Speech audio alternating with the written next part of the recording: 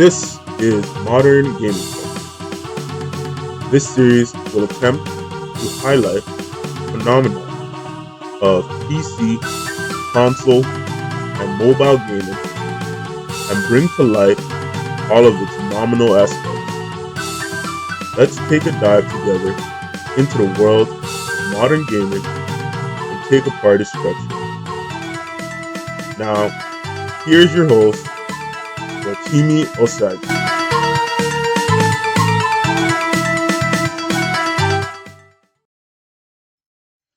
All right, this is Modern Gaming Culture. This is episode 21, Modern Gaming Culture. And I was planning on doing this episode after getting some tech upgrades, but fortunately, that is not in the cards. So, if you have $6,000 lying around, equivalent of 6,000 Canadian dollars lying around, get in contact with me, and we could set up a ETF of some kind. Otherwise, um, just gonna run the episode. Um, so Happy New Year, first and foremost. It's January 1st. I did the last episode, kind of like early New Year's Eve. So it's been quite a while since the last episode. Because with gaming culture, it's just very spontaneous. And so, when you're really putting the pedal to the metal, especially, New Year's, right? Around New Year's, right? Sort of like the peak of the holiday season, right? Um, again, right? Get very spontaneous, right? So, I know a lot of people do a lot of things New Year's, but with New Year's around here, it's very meddlesome in that we have to really give respect to our ancestors and our family back home, and so we can't just go if you live in New York, for example, go down to Times Square, right, and go celebrate with like tens of thousands of people, however many people show up to New Year's Rockin' Eve and all that stuff. And so, it's been pretty restful around here, which is good. Um, because we have a chip on our shoulders, right? We're not from here. We're not from North America, right? North America is of course, before the white man, before the noble white man came to North America, of course, the indigenous, occupied, and they still do, right? Of course, but of course, their populations have not necessarily been able to, keep up with the noble white man and then all the other people who have immigrated here since, right? But North America is a country, is a continent, it's a white people continent, right? Primarily, right? Upwards of 60 to 70% of North America is populated by the white man, right? Which comes in all shapes and sizes, but it has really just come down to be the white man, right? Whereas that's not a sexist term, right? You know, um, I'm not trying to discriminate against women. It's just that's generally the colloquialism to refer to a group of people, right?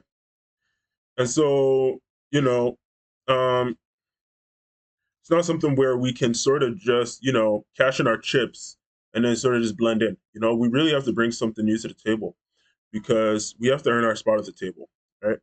Um, which is something I had to learn the hard way, right? Um, finishing school, is not something where you can just sort of, just, you know, enter a vocation, right? Like, our parents did, right? Where they would just finish school and then they would do something and that's their job, right? We have to be a little more creative because our parents, right? The best among our parents, right? Really made, um, societal advancements, right? Um, the likes of which have never been seen in human history, right? And so it's not something where we can necessarily sort of, kind of default to the way, things have been, right? Or the way things are, or the way things work, right? That we have to really, pull it right out of the hat, metaphorically, right? And so, especially with gaming culture, right? You really learn to appreciate, your fellow man, right? Because, despite being divided by borders, race, politics, religion, etc., you know, it's our wits that really bring us together, right? So, through tragedy, there's hope. And so, when you're not able to really, find yourself where you really feel like you should be in gaming culture, right? You generally have, you generally have kind of safety nets to catch yourself, right? Whether it be, your financial situation, right? Your relationship status, right? Your socioeconomic status, right? Etc. Right? Your preparedness, right? Too, because a big thing that people really find trouble coming to terms with is, you know, preparedness and, the preparedness gradient, if you want to put it like that, right? Different levels of preparedness, right? Because you can be really ahead of the curve, right? But if you don't have a financial leg to stand on, right? Sort of which has been the theme of this episode so far, right? You know, again, right? That's really going to put someone else who is very financially secure, very much ahead of you, right? And so that's something you just have to really respect, right? Um, this just comes with confidence, right? I think I've talked on the show about the Dunning Kruger effect, which is basically a psychological bias by which people with less information, right, tend to be more confident than people who have more information, right? So you'll generally find that this is generally just an issue that people really face in society, right? Where they'll generally lean on people's word, right? If it's backed by all this fancy production value, right? All these labels that you can slap on, right? Suit and tie, right? Um, whatever it may be, right? That you generally will use as a justification for believing in somebody, right? And so you know um you have to be really cognizant of sort of how you are sort of operating with people, right? Again, right, a lot of people who are sort of immersing themselves in gaming culture these days are pretty young, right? Because largely a lot of people who sort of laid the path for the people who are really participating in gaming culture these days, right, are not necessarily as active as they were, right? Um, so you'll find that large population of people who immerse themselves in gaming culture are between the ages of like 12 years old to like like 22 years old, right? So you find with this group of people, right? In this sort of era of gaming culture, right? That things that we were very fond of, right, are practically non-existent, right? Having talent for one. You find later generally that people who are immersing themselves, in games like Pokemon, League of Legends, right, absolutely have no talent whatsoever, right? These people are just impotent in every way, shape, and form, right? And literally are being carried by, the rules of the game, literally, right? And so it's something where, you know, you really get to push back, right? And look at the big picture and you realize, yeah, all this stuff that, was very, common, right, is practically undetectable. And not even undetectable, I would argue non-existent, right? Which not necessarily affects people that, again, like this, small population of people who have still continued to immerse themselves in gaming culture, right? Um, doesn't necessarily affect them because these people are just so adept, right? That it doesn't even concern them whether or not, people really acknowledge these things because at the end of the day, right, they've pretty much been through the ringer when it comes to gaming culture. They didn't, you know, run into an ad, right, for, Arcane, for example, and then start playing League of Legends, right? They were hearing rumors of League of Legends coming up, right? And then they went from Dota, right, to Dota 2, right? And then to League of Legends, right? While still playing Dota 2, right? And so it's something where you have to really, really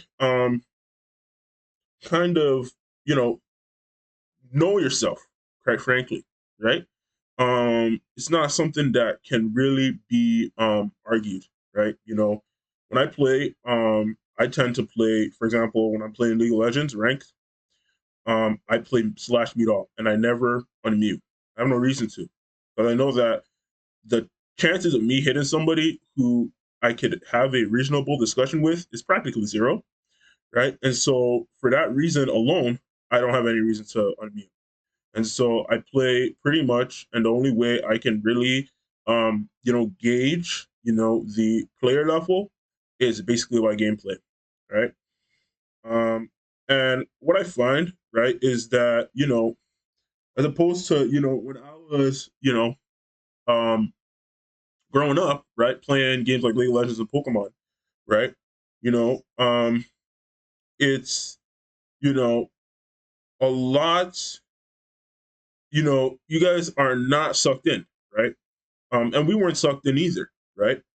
But basically, with how much more difficult the game has become, right? Because a lot of the power has now been spread out in a lot of different places. You know, I mean, it's like you can't necessarily itemize optimally to really have the results that you deserve, right? Where sure, if you're underperforming, you should lose, right? But if you're overperforming, you should win a lot because that's how games work, right? You find stuff like the NBA, right? We have players like LeBron James who've been playing for 50,000 years, right? And he won a championship, 4 years ago, right? 5 years ago, right? You have people like Shai Gilgeous-Alexander now, right, on the Oklahoma City Thunder, and he's so athletic, right? Nothing can happen to him, right? And so he has complete control of the game, right? And there you see their record, right? Their record is like 25-7 or something like that, something outrageous. I think they've only lost like 4 games or something like that, right? That's how games work.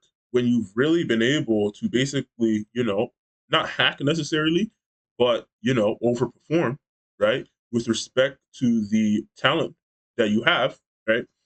You should have these sort of very outrageous, wins, right? And, seasons, right? And generally, that's what we have, anyways. Whether or not we're winning like 70% of our games, or whether or not we're winning 30% of our games, we're still, aggregating data um, at such a fascinating rate that basically, your um, disrespect to the game is actually meaningless, literally, right? And so, that's just something that is just really interesting, right? Um, this episode, I just want to sort of, bring back the series, right?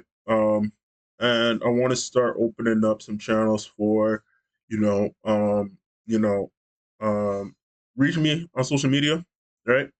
And really talking about basically how I've been organizing that, right? Because I have a lot of stuff in the pipeline, and basically, something where I really want to sort of get a better idea of what I want, right, before I, start to look for help, right? And so with a lot of this stuff that I really have ready to go, right? This is something where I'd have to basically do a lot of outreach, right? A lot of pretty much anonymous outreach where, I'm going on websites like Fiverr, right, or Craigslist, and I'm just looking for people who are looking to do, trade some, designs, right, for some cash, right? Um, but other than that, right, I also want to sort of start opening up channels for, reaching me, when I'm doing stuff like, playing League of Legends, right? Or just hanging out, right? And I want to sort of just, open up a channel, right, for people to come together and, sort of just interact with me or sort of just see me at work, right? Or basically just, have that happen as something where it's like, you're able to really get to know me, basically, right? Because, when it comes to really, because as opposed to, the United States of America, right? Black people in Canada, it's a whole different ballgame, right?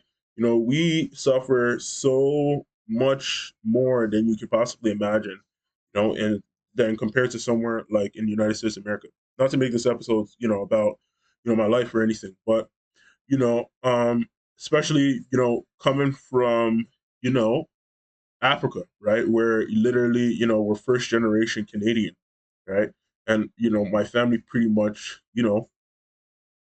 my parents, their parents, right? And then, you could basically trace our ancestry back to, that area in which my parents originated from, right? And so something where we cannot really play around with our culture in any way, shape, or form, right? And so with respect to that, and then also just how much hardship they really encounter, right? And such like an economic dead zone like Toronto, well, like Canada rather, right? You know, it's something that people can't really grasp, right? And so when it comes to a lot of these people, like I Show Speed, Tyler One, KSI, right?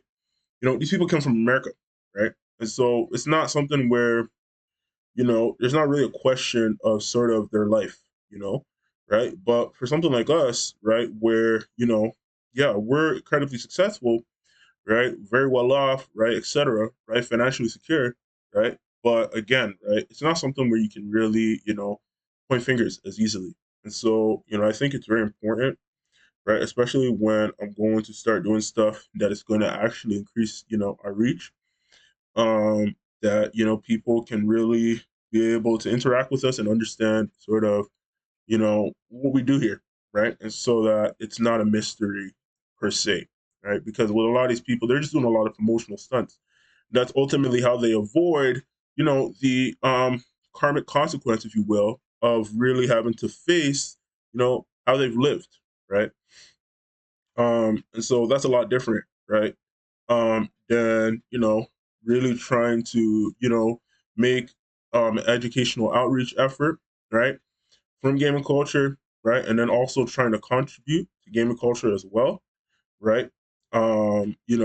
It's not the same in any way, shape, or form, right? And so, although it's not really important, right? When I start to open up those channels, right, for people to be able to interact with me, I'm just, hanging out or something like that, um, don't want it to necessarily be something where, you know, it's and then also just to think about, live streaming is that live streaming has just really been given a bad name. And so it has to really be something where, you have to have really meteoric success in order for really to work, right? Because that's just really the sort of hand we've been dealt, right? And so, whether, you're doing it in such a, fringe way that we're doing it, right? Or niche way or whatever, right?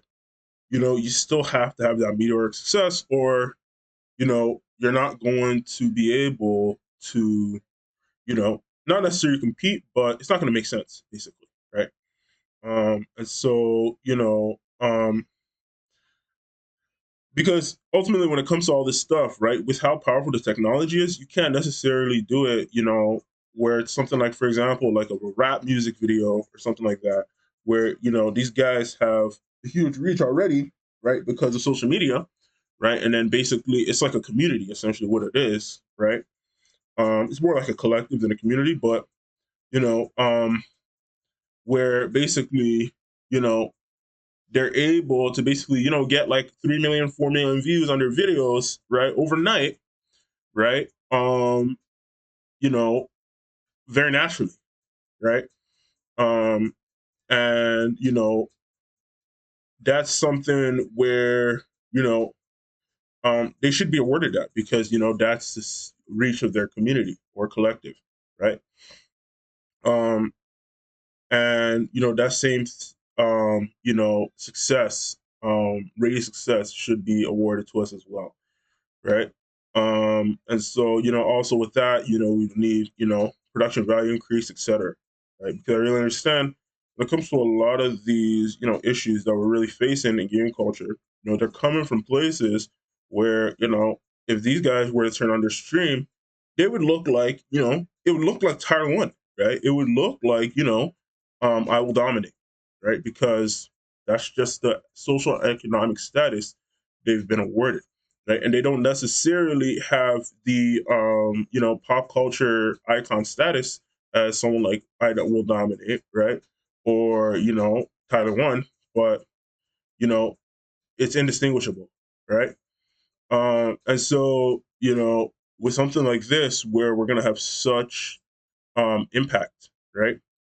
We still have to have that meteoric success and all that stuff behind it as well, right? So that's just something I'm working on. I'm doing it slowly because I want to be very careful because, I understand the people I want to reach, and so I understand the sort of milestones that need to be reached, right? In order for it to be safe, and effective for them to sort of support, right? And so it's not something where, again, right, with this show, right, where I wanted to, wait before, I basically got my tech upgrades, right? Um, I'm going to basically just proceed with the show as is, right? And it's going to be in a single show anyways, because, these are tech upgrades that are long overdue. And it's just, I have not been able to, have the stars align like that, right? But, you know, it is what it is, right? We have to just really be grateful, right, that we even have the opportunity to, combat a lot of this, psychological malaise that has really been injected into society through gaming culture, literally, right? Because essentially, with these very powerful technologies, right, you have to go beyond just being able to basically operate from a working framework, right? Um, in order to basically alleviate a lot of it, right? You have to enter the realm of combative framework, where now it's becoming, it's going from, for example, you know, it's a very kind of very convoluted topic. So I don't really want to get into it, right? But um, it's something that you kind of just have to be very careful with, right? And so I'm just gonna leave it there for the front part of this episode. Um, I'm just gonna close it there. So this is Modern Game Culture.